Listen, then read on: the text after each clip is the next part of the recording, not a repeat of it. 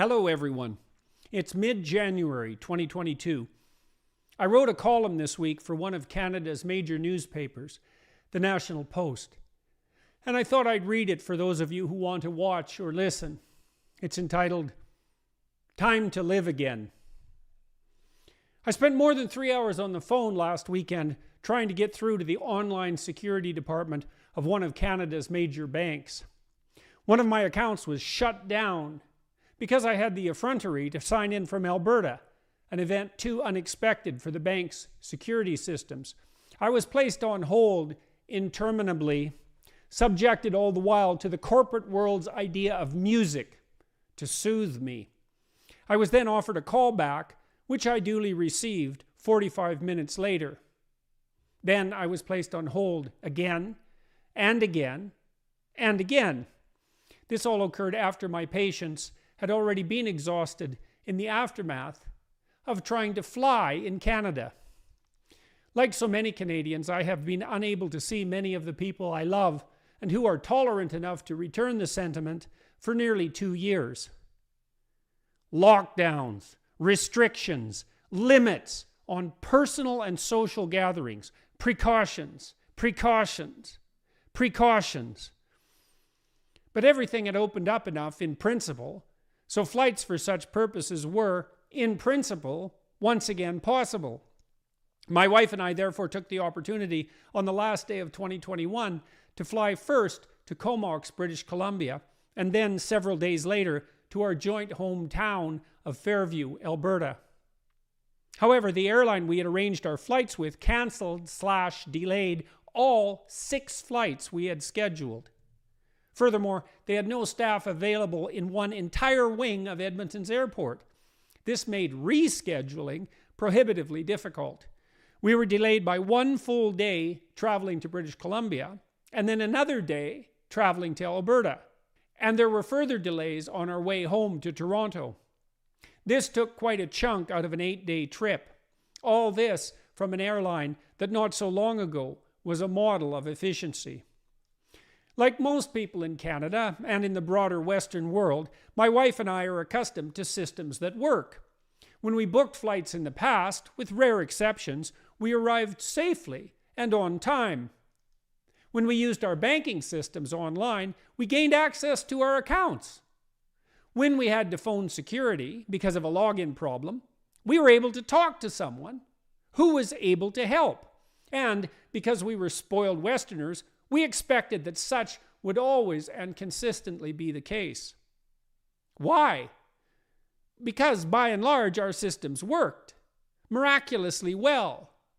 The power and the heat, it's 40 below here in northern Alberta and has been for 3 weeks, always worked.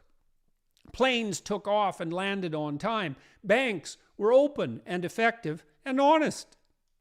But there are empty shelves in the grocery stores here in Fairview. The supply chains that provide our food just in time are severely stressed. While I was here, I spoke with a local restaurateur who operates the pizza place I worked in 40 years ago. She is barely hanging on. This is true of most local businesses. I was on the phone for 3 hours trying to sort out a minor banking issue, after being delayed for a full day while flying, after having been delayed in a similar way only 4 days before. And because I'm an entitled Westerner accustomed to my privileges, I got whiny about it. I have a banker that takes care of my affairs, and I sent him and his associate a string of complaints about the service I was receiving. They wrote back apologetically and told me that they're barely able to function with the COVID restrictions, the attendant staff shortages, also caused by illness, and their inability to attract new employees, a problem besetting many industries at the moment. I am not accustomed to feeling particularly sympathetic for the travails of large, successful enterprises, banks, airlines, utilities, and the like. I expect a certain standard of service so that I can conduct my own affairs effectively and am impatient when delays unnecessary in the normal course of things emerge. The letter from the bank stopped me and made me think, however. It wasn't just the bank. It was also the airline. It was the empty shelves in the grocery store in northern Alberta. It was the daughter of the man I once worked for as a cook back when I was a teenager. It was the shopkeepers and small business people I have spoken with on this trip. We are pushing the complex systems upon which we depend and which are miraculously effective and efficient in their often thankless operation to the breaking point. Can you think of anything more unlikely than the fact that we can get instant, trouble-free access to our money online using systems that are virtually graft and corruption-free? Just imagine how much work, trust, and efficiency was and is necessary to make that a reality. Can you think of anything more unlikely than fast, reliable, and inexpensive jet air travel, nationally and internationally, in absolute safety? Or the constant provision of almost every consumer good imaginable in the midst of plentiful, varied, and inexpensive food? These systems are now shaking. We're compromising them seriously with this unending and unpredictable stream of restrictions, lockdowns, regulations, and curfews. We're also undermining our entire monetary system with the provision of unending largesse from government coffers to ease the stress of COVID response. We're playing with fire. We've demolished 2 Christmas seasons in a row. Life is short. These are rare occasions. We're stopping kids from attending school. We're sowing mistrust in our institutions in a seriously dangerous manner. We're frightening people to make them comply. We're producing bureaucratic institutions that hypothetically hold public health in the highest regard, but subordinating all our properly political institutions to that end, because we lack leadership and rely on ultimately unreliable opinion polls to govern broad-scale policy at the political level. I've never seen breakdown in institutional trust on this scale before in my lifetime. I was recently in Nashville, Tennessee. No lockdowns, no masks, no COVID regulations to speak of. People are going about their lives. Why can that be the case in Tennessee and in other U.S. states such as Florida when there are curfews in Quebec 2 years after the pandemic started with a vaccination rate of nearly 80%? When BC is still limiting social gatherings, when we are putting tremendous and unsustainable strain on all the complex systems that have served us so well and made us so comfortable in the midst of the troubles of our lives. The cure has become worse than the disease. I have recently spoken with senior advisors to provincial governments in Canada. There is no end game in sight.